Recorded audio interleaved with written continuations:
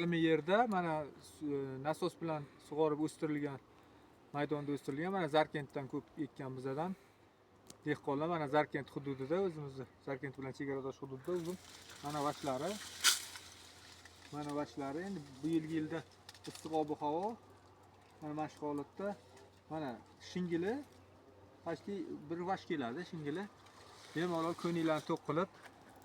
qarab borsanglar 7 yasharda mana shunaqa vashli almi yerda mana nasos bilan sug'orib o'stirilgan maydonda o'stirilgan mana Zarkentdan ko'p ekkan bizadan dehqonlar mana Zarkent hududida o'zimizni Zarkent bilan chegaradosh hududda uzum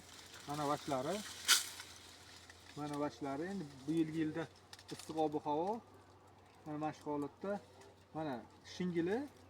почти bir vash keladi shingili. Bemalol ko'ngillarni to'q qilib qarab borsanglar 7 yasharda mana shunaqa vashli almi yerda mana nasos bilan sug'orib o'stirilgan